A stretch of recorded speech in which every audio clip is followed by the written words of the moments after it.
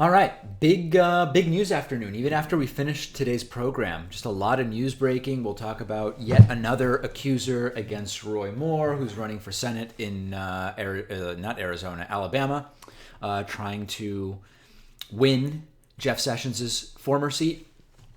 We will talk about just so much going on. I've got some other stories I want to talk about. We have this breaking story about emails released which implicate WikiLeaks and Donald Trump Jr. in collusion in what could be just a blockbuster bombshell story. A lot going on. So I'm glad you're with me today. It's been a little while since the last live stream. I think, was it Wednesday, or actually it might have been just Monday last week. Last week was a busy week. I was out of town from Wednesday on.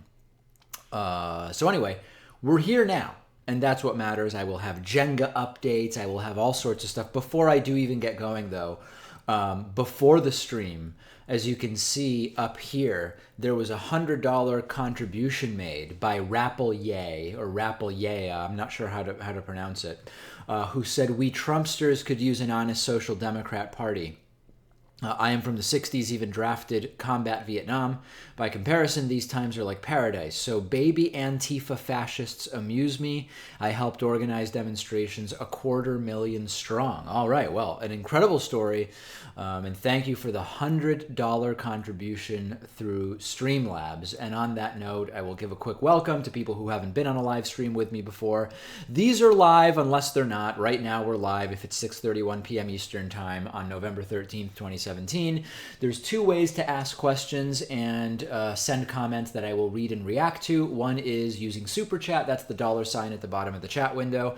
The other is Streamlabs at streamlabs.com/The David Pakman Show. Link in the description. The benefit of Streamlabs is just that we don't pay the 30% cut to YouTube when you use Super Chat, but by all means use either. Use whichever is more comfortable for you. New patrons and members will get recognition from me during the stream if you sign up at davidpakman.com/membership, patreon.com/davidpakmanshow. We now accept cryptocurrency, Bitcoin, Ethereum, and Litecoin at davidpakman.com/cryptocurrency. And please do not troll. We have a number of moderators checking out what's going on. We have Daniel Smeltzer and Lauren Thomas is here, and everybody is fully empowered and deputized to keep the trolling only to the subtle trolling. The obvious trolling will get you blocked or banned. I will give you a Jenga update. This was from today's show, and as you can see, getting very, very unstable, incredibly unstable. And of course, we did last week have the hair show. I will talk about that, and I will talk about what's upcoming on Patreon. So a lot of different stuff going on. But let's get right into the Roy Moore story, because this is the big breaking story. So backstory is, I mean, depends how far back we want to go, but going back decades, Republican Roy Moore is a really creepy, not a good guy, right? Roy Moore is a sort of a sleazeball, and we've known that for a long time. Great. No big mystery there.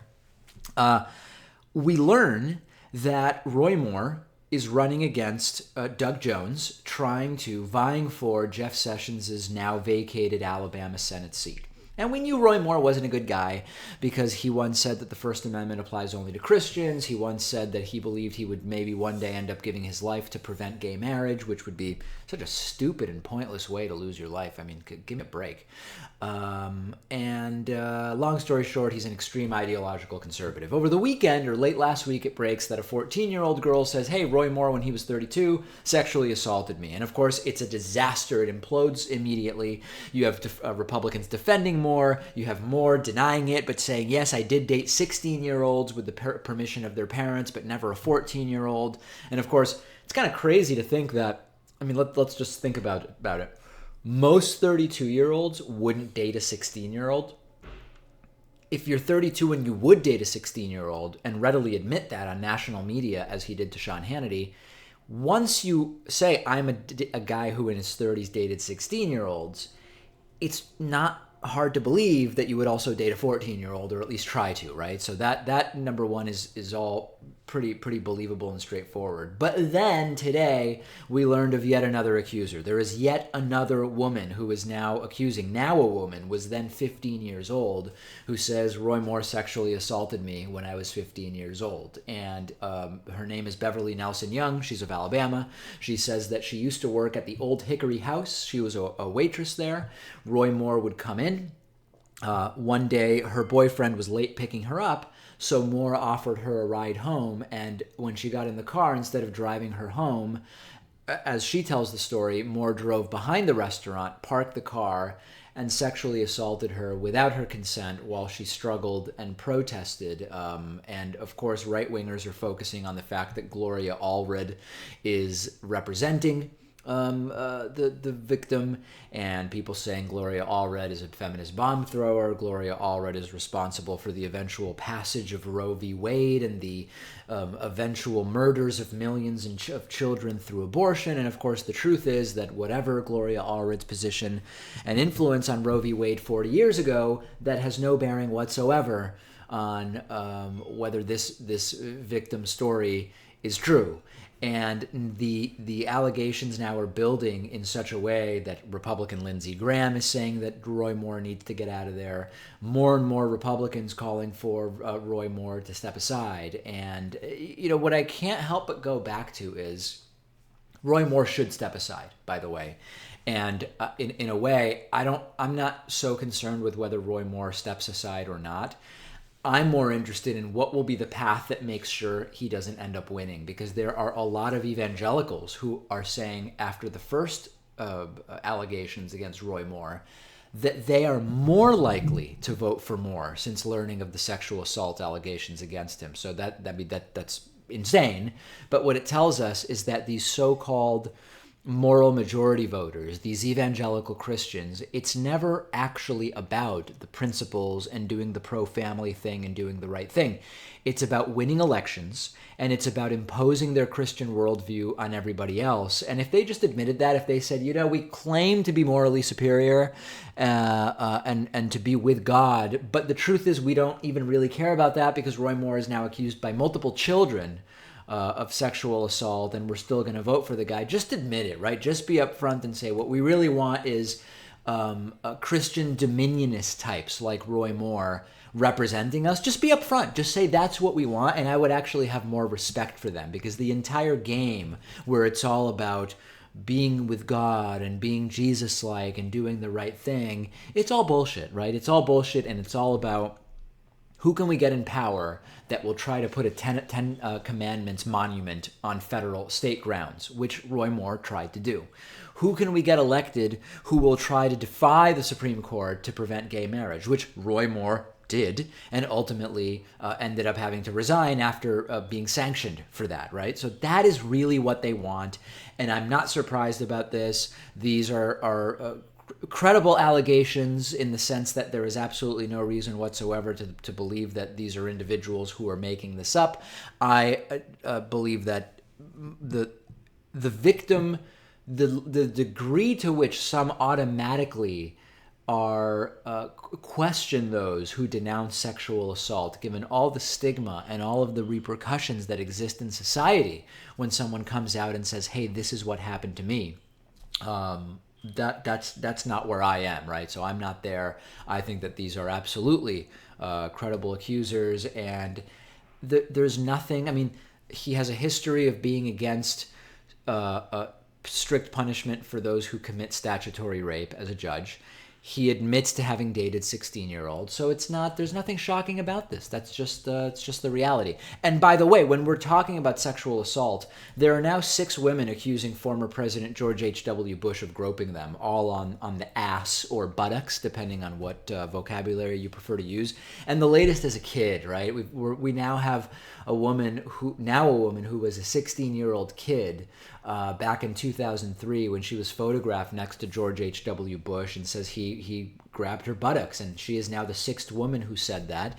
And it's not even really being denied. The George H.W. Bush camp is defending it by saying it's kind of avuncular. They're writing it off as avuncular. And I know that's not a word that everybody uses. Avuncular means sort of a resembling that which an uncle would do, this sort of familial, oh, good old shucks type of stuff. But that is, it's an affirmative defense. In other words, they're saying, yeah, he grabs people, he pats women's butts, or as the women describe it, he grabs and gropes, but it's just this friendly thing that he does. So I don't know what's ultimately going to happen with the George H.W. Bush thing. I mean, I don't think there's even the possibility of anything criminal going on. We're talking about a 93-year-old. And actually, I think the best explanation is dementia. I don't believe that George H.W. Bush was accused of doing this stuff before he was, I mean, in this case, we're talking about almost 80 years old. And the sort of hypersexuality thing is very common in people with, sometimes we're talking about subclinical dementia. So it doesn't mean that they are suffering from extreme dementia. Sometimes it's subclinical, meaning it wouldn't be diagnosed as such, but the hypersexuality can happen. And listen, we don't know. I'm not defending his actions whatsoever, but it does feel different than some of these other allegations that we are seeing. Doesn't excuse them in any way whatsoever. But I think, not Louis C.K. is not the same as Harvey Weinstein, is not the same as Bill Cosby, is not the same. These are all unique circumstances and all have their nuances and ins and outs. So we'll be talking about that on the program tomorrow. Also, I believe that tomorrow the Jenga tower is going to fall. We are now up. We've made 26 moves, and what we're doing is for every 2 Patreon contributions, I play a piece on the Jenga tower that's on my desk. And I was convinced that we were going to lose it today and that it was going to fall. And I was successfully able to make 26 moves, which correlates to, we're basically going to do a membership special where we take the number of moves and double it. And that becomes the membership discount. So 26 moves so far has us at a 52% discount. If we get a few more contributions today, I can only imagine that tomorrow this thing is going down. You can already see how top heavy it is. And at the bottom, it's resting on just 2 Jenga pieces in sort of a plus sign orientation. So it's getting down to the wire, and I'm worried it will actually fall when I'm not even moving pieces, just when I'm doing other stories, because it is so unstable right now. But the moment it comes crashing down and makes a huge noise and the pieces explode everywhere, that's going to be an amazing moment on the program, a first for sure. So please make those contributions at patreon.com/David Pakman Show. And I'll do another little challenge, which is we started the evening at 2,076 patrons. If we can get to 2,100, which is just 24 more, I'll create a 55% membership discount code for you and announce it just on the stream. And thanks to the generous contribution of Spencer Grafe, who has pledged $2 a month just a minute or two ago, we're now at 2,077. If we get just 23 contributions there, I will create and release for you a 55% membership discount code. And I can only imagine, by the way, if we get to 2,100 patrons, the Jenga tower is going down tomorrow. I don't see any way around it whatsoever. Let's dig into some of the Super Chat and Streamlabs questions. Mariano Cardoza sent a $10 Super Chat with no question or comment. Just sending a contribution. Appreciate it very much. Over at streamlabs.com/The David Pakman Show, Gigantic has sent a $4 contribution asking, Sargon of Akkad versus David Pakman, Drunken Peasants debate when? Yeah, so listen, I've agreed to debate Sargon of Akkad. I call him Carl Benjamin. I agreed on Twitter to debate him on the Drunken Peasants podcast or live stream. The only thing I said was we need to have specific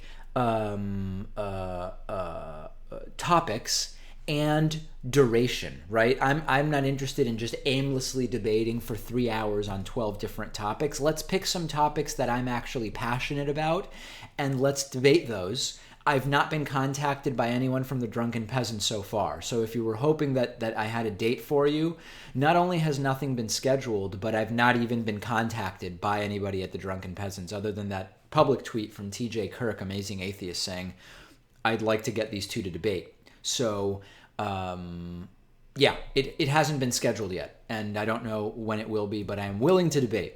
Vladimir Alexandrov has sent a $5 Streamlabs contribution. Streamlabs.com/The David Pakman Show. Hey, David, last night Dave Rubin on Fox News went after people who criticized Trump, calling them crazy and with mental condition and having a Trump derangement syndrome. Is it fair to call him a Trump apologist at this point? Yeah, it is. It is. And you can be a Trump apologist regardless of your personal politics, right? So Dave Rubin, this is not a critique or an analysis of Dave Rubin's politics. You could be progressive all the way to conservative, and you can be an apologist for anything. And Donald Trump is an example of that. And yeah, I mean, at this point, when I saw that, and it was disturbing to me because he's clearly playing a character on that show. And what I mean by playing a character is not that he's not representing who he genuinely is, right? He may be, and he may not. The persona that Dave Rubin played yesterday or whenever it was on Greg Gutfeld's show on Fox News, it was a designed persona in the sense that he's there to offer up a let's not get crazy about Trump. The world is still standing. People are deranged about Trump, whatever. And that may line up with his personal politics. It may not. You know, at this point, when you look at the program that he does, I really couldn't tell you what his personal politics are. Are they the ones that are reflected on his show? Is that a concocted character in order to appeal to the individuals that are funding his program? I don't know. And you know, that's something that I really take pride that on our program, I've never had a significant sort of upheaval in terms of my politics, right? I've talked about issues over time, whereas I've become educated, my views have changed. So I was always sort of socially very, very liberal, but there was a time that I bought into, and I'm going to talk about this later on this week in a audience question that we have. There was a time that I bought into supply side trickle-down economics because I had only been exposed and educated by sort of traditional rational actor neoclassical economics. And over time, as I learned more and as I educated myself about behavioral economics and other academic disciplines, I learned that trickle-down economics doesn't work, so my views on that have evolved, right? I've said that my views on transgenderism have evolved over time, where there was a time where I think I was less than completely empathetic to transgender individuals, and over time I've become more educated. But the thing is, these have been smaller shifts, and they didn't happen in my 30s, right? They happened like when I got out of high school and became more educated in critical thinking and in other disciplines. So, you know, one thing you can be sure of is that there are no hidden forces funding the program. I'm very clear. We're funded by membership. We're funded by Patreon. And the great thing about those is that no one person funds us enough that they could influence what I do, right? We don't have any institutions, whatever they might be, and this applies to Dave Rubin or whoever else. We don't have any institutions that are sending us guests or giving us money or doing anything. It's just a reflection of what I want. I pick the guests, I pick the stories, and that's it, you know? So there's never going to be that question as to has David Pakman changed his perspective because he's getting big money or moderate money or money from some institution that's imposing their worldview on him, because it's just patrons, right? Spencer Grafe just contributed $2 a month on Patreon. I love him for it, and he's going to get all the member perks and Patreon perks, or, you know, whatever it is that he signs up for. But I'll be totally upfront. Spencer can't influence the production of the show. If Spencer emails me, and people have, and Spencer says, hey, David, I really don't like your coverage of this. I'll pull my $2 a month if you don't say something else. I'll say, bye, Spencer, because that's not how the show works, right? The support we have is support of the format and the idea of the David Pakman Show, but it's not here for us to tout libertarian or conservative or neoliberal or pro or anti anything ideology. The show reflects my views, and that's it. Anyway, a little bit of a rant there, but yeah, that Vladimir, that was a disturbing appearance by Dave Rubin. I was really distraught by it, actually. And there's a link to it and a discussion on our Reddit, davidpakman.com/Reddit.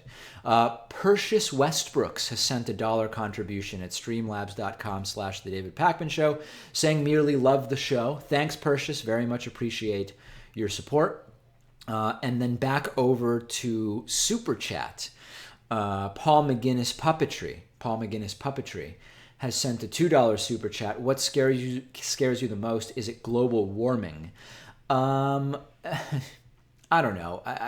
It's hard for me to say one thing. Global warming, what I'm scared about with global warming is that while I believe humans do have the power and knowledge to fix it, what scares me is that we're not going to, because people aren't going to take it seriously enough, and the climate deniers and the fossil fuelers and all of them are going to get in the way. So I am concerned by the lack of urgency around climate change.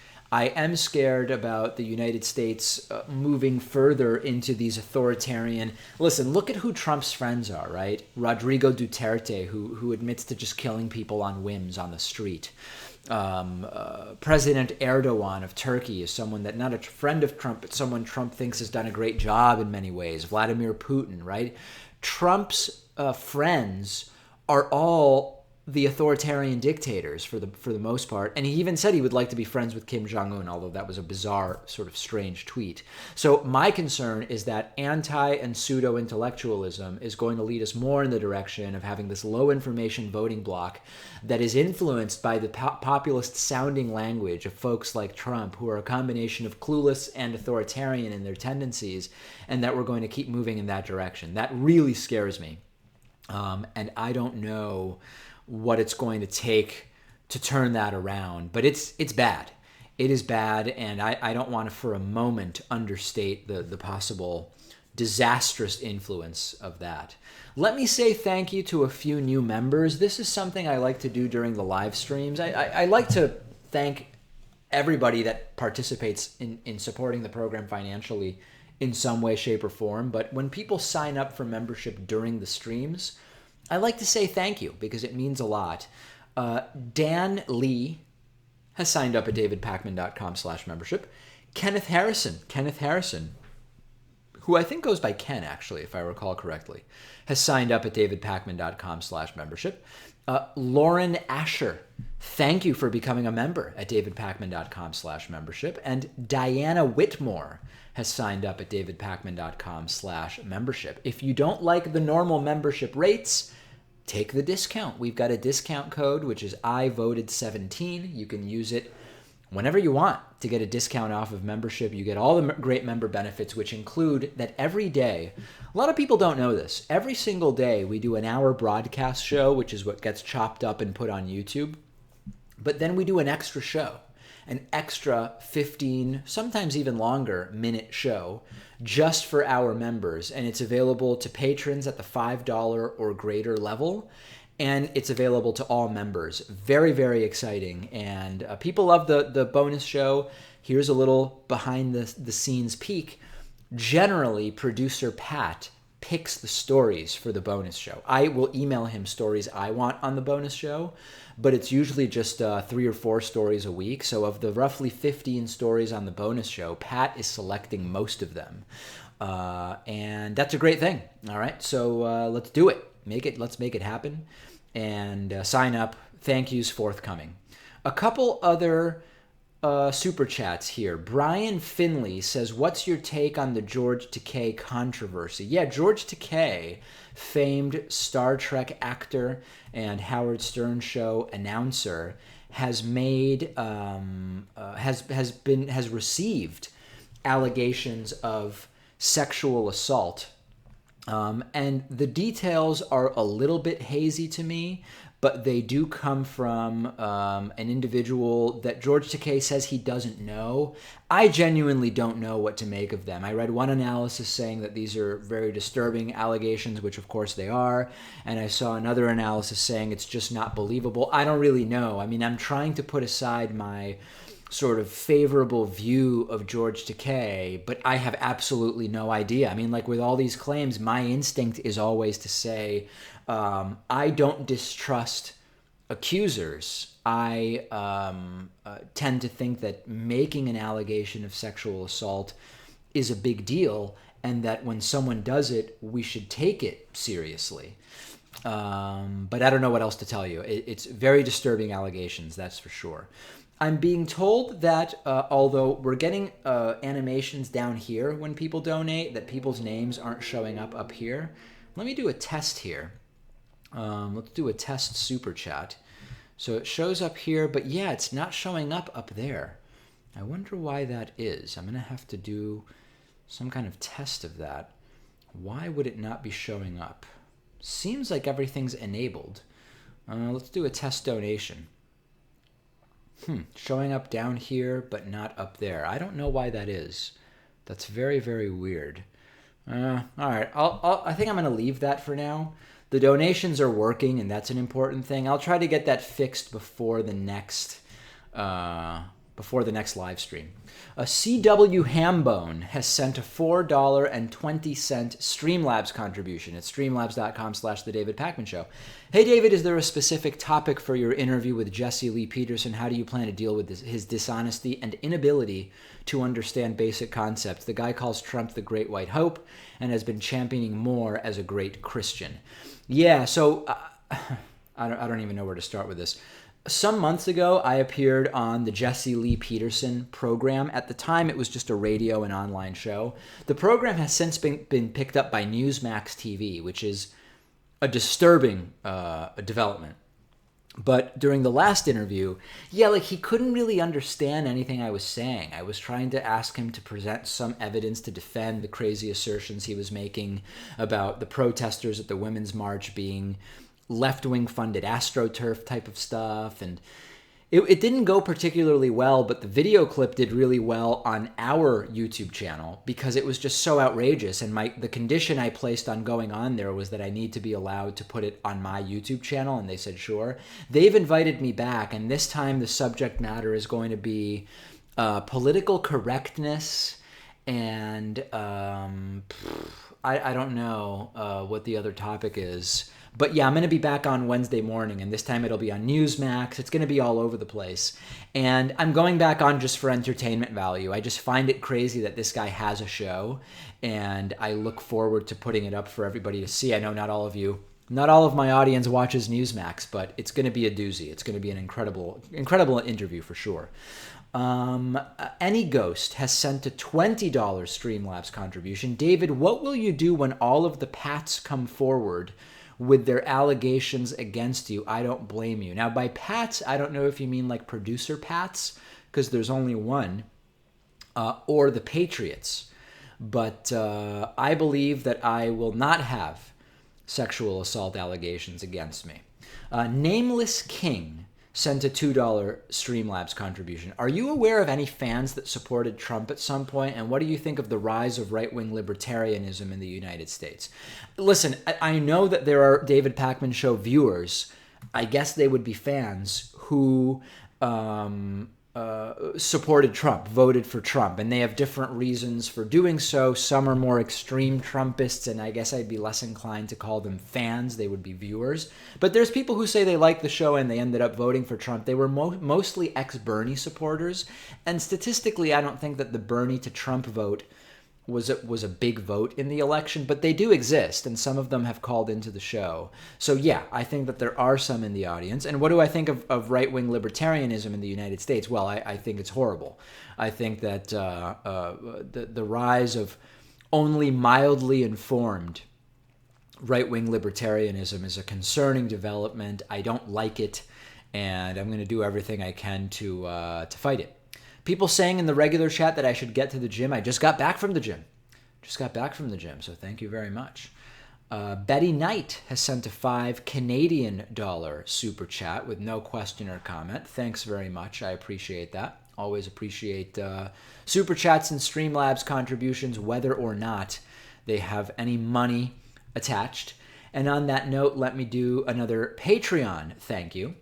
Thanks to Scott Pyle. Scott Pyle has pledged $2 a month at patreon.com/David Pakman Show. So listen, 3 different things to talk about when it comes to Patreon. Number 1 is that if tonight we get to 2,100 patrons, I will create and announce for you a 55% membership discount code. Won't tell anybody else about it. Won't mention it on the podcast. Won't mention it on YouTube. Won't mention it anywhere except to you.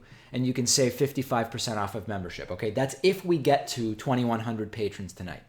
Number 2, we have now, if you look at the lower left here, we had a 2,000 patron challenge, which was when we get to 2,000 patrons, I'll do an entire broadcast show from the studio with my hair puffed up without product. And we got to 2,000 patrons, and I did that last Monday. Okay, and here's an image of what that looked like, and it was the stuff of nightmares for a lot of kids. Very, very scary stuff. And kind of scary to a lot of adults as well. But we did it, I made a promise, and I stuck to it. Okay? Now, if you look at the lower left on our Patreon page, instead of saying that the goal is 2,000 patrons, it says 2,500. And what we're going to do when we get to 2,500 patrons is that we will record, edit, and upload my Boston College lectures from the class that I teach at Boston College as an adjunct professor, along with slides and visuals. This is like 15 or 16 hours of content. It's academic content where I talk about critical thinking. I talk about media literacy. I talk about epistemology. I talk about critical thinking and biases and how that relates. I talk about logical fallacies. This is really, really good stuff, but it's going to be a lot of work to put it together. So that's the goal. When we get to 2,500 patrons, I'm going to do that. And it's going to be an absolutely fantastic and great thing. And then lastly, for every 2 Patreon contributions, I make a move on a Jenga tower that's been sitting on my desk in the studio since last year. We are getting down to the end because I'm now 26 moves in. And I think at the most I've got 4 moves left on this thing because it is getting both very, very top heavy and because it is very, very unstable in general. Okay, so I think that we're getting to the end of that. So really, there's like a trifecta of different things going on with the Patreon stuff, and I encourage you to check that out and get involved. Get involved because it is great, great stuff that we are doing. And did I have anything else to say about that? I guess not really. Christina has sent a $1 Streamlabs contribution. I really enjoyed the cooking video on Instagram. Yeah, so this morning I filmed myself making my breakfast. And I did a little, very short video. It's, I guess, 49 seconds long.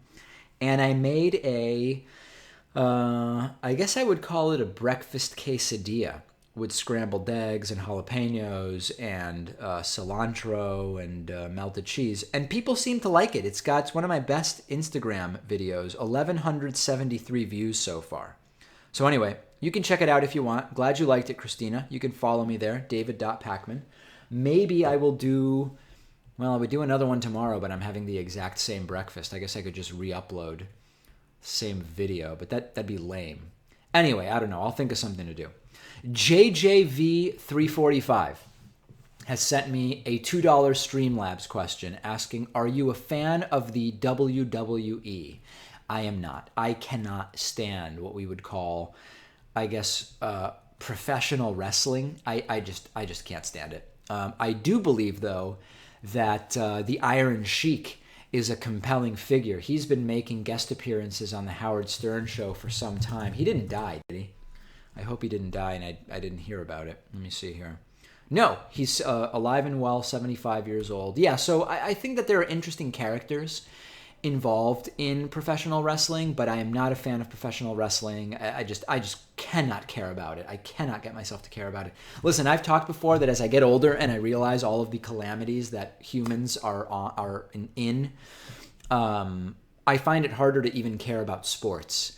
So professional wrestling is just very, very low on my list. I don't. I wish I had a different answer if that's what you were looking for.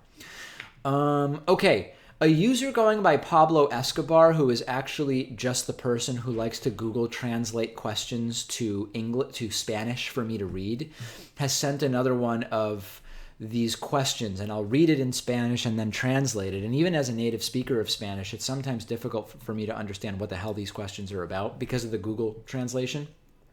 This is a $1 contribution. Look at the value that this person is getting for $1. Here we go.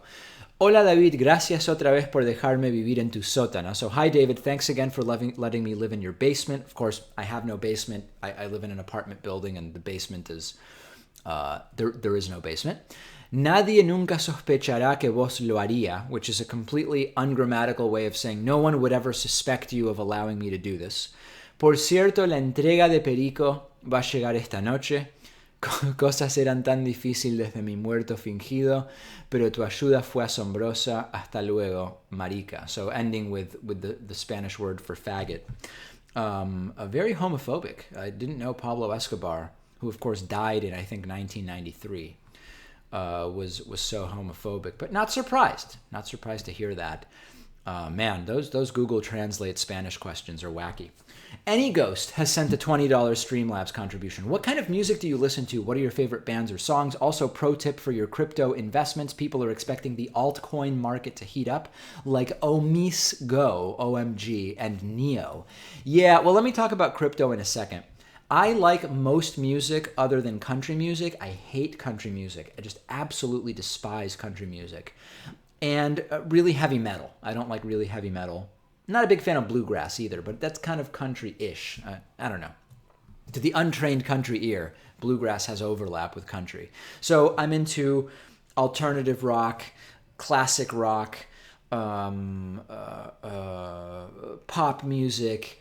I mean, really everything, right? I mean, I some of the bands I like, everything from Led Zeppelin, one of my favorite bands. I like Red Hot Chili Peppers, 311, Modest Yahoo, Sting and the Police. I've been to a number of Police concerts. I used to love bands in the 90s like the Goo Goo Dolls and Collective Soul and Live.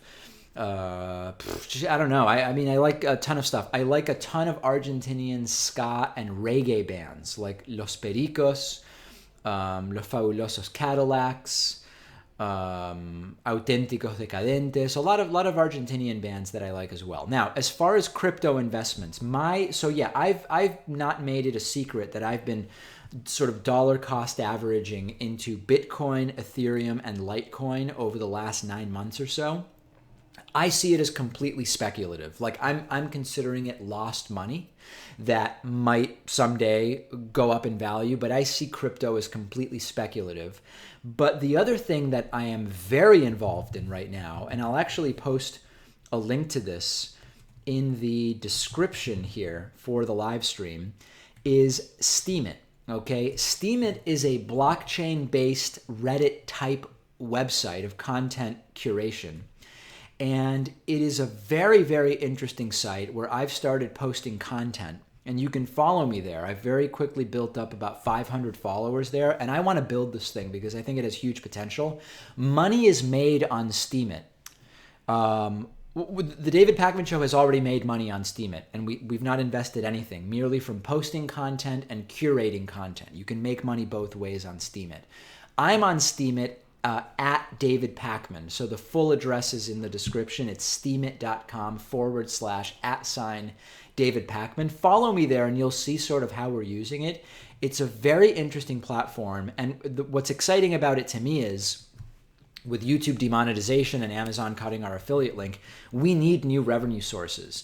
And this could be an interesting one. Is it speculative? To some degree it is, but I'm finding it very interesting. So I don't really know much, Any Ghost, about OMG or Neo. I don't know how widely I'm going to diversify my personal crypto holdings. I mean, should I can't. I'm not investing enough money where it makes sense to split the money among 10 currencies. You know, I'm just dollar cost averaging in a little bit. But check out Steemit because I do think it is very, very interesting as a platform.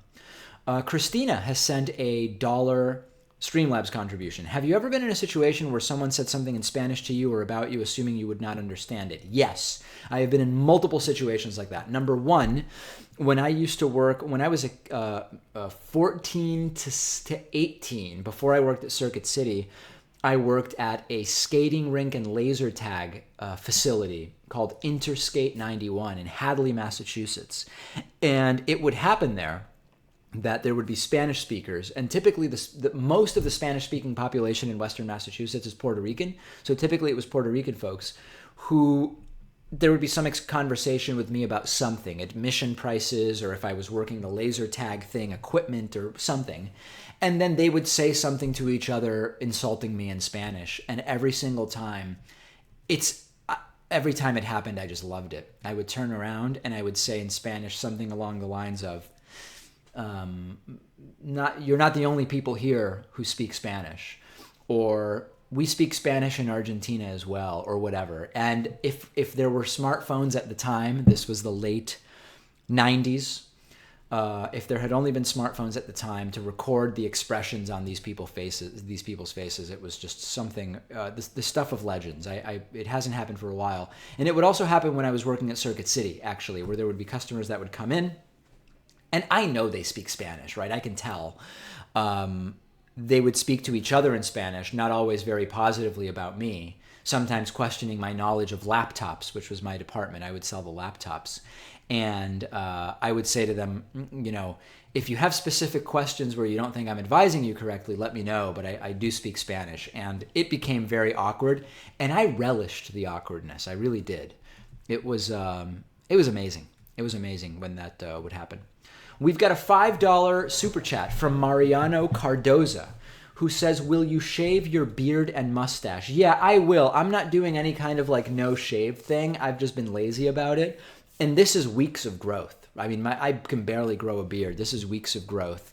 So yeah, I'll probably shave. It's just been laziness. Tomorrow I've got a lot of stuff in the afternoon, and same thing on Wednesday.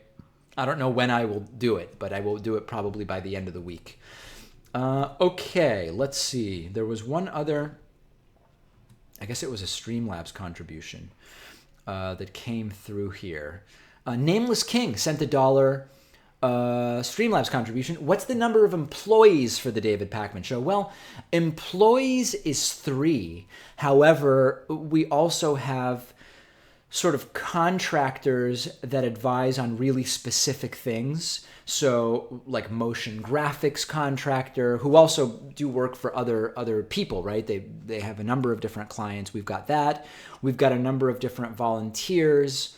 And then we've got, our attorney and accountant are not employees by any means, but there's people involved. There's people involved. But formally speaking, if the question is how many W-2 employees are there, the answer is 3. There are currently 3 David Pakman Show employees. Vladimir Alexandrov has sent a $2 Streamlabs contribution. Looking forward to you releasing your college lectures on critical thinking. Given the rise of disinformation, fake news, and conspiracy sites like InfoWars, the issue of identifying and rejecting bad information is essential. Thank you so much. Yeah, I think it's going to be huge. I think that when we do release those critical thinking lectures, that it is going to be a major thing. And the reason that I'm tying it to the Patreon 2,500 patron goal is that it's just a lot of work. I mean, we're talking about 15 hours of content, which has to be synced up with my slides and with examples, video clips, all sorts of stuff. These are big projects. Each lecture is about $75. So thanks to Cabrera, who just made a $2 a month pledge at patreon.com/David Pakman Show. We're now at 2,079 patrons. And when we get to 2,500, we will get to work on those lectures. And in the meantime, if we get to 2,100 patrons tonight, if we get to 2,100, which is just 21 more, okay, we can do this, right? I mean, the numbers are simple. If you think that you can't help, if only like 4% of the people or 6% of the people watching right now make a $1 pledge at patreon.com/David Pakman Show, we'll get to 2,100 contributions, and then I'll create and release a 55% membership discount code. So that's what's going on there. Thanks, Vladimir. Very much appreciate it. And before I move on, let me also just thank a couple of other new members. I don't want to fall behind on that. Thanks to Kevin Diesel. Kevin Diesel, who has signed up. Charles Treble is a new member at davidpakman.com/membership. Thank you. You are a great person. Really appreciate it. I don't think I mentioned, did I mention Michelle Copeland? I don't think I said Michelle Copeland earlier. So thank you to Michelle Copeland as well. Really appreciate it. And the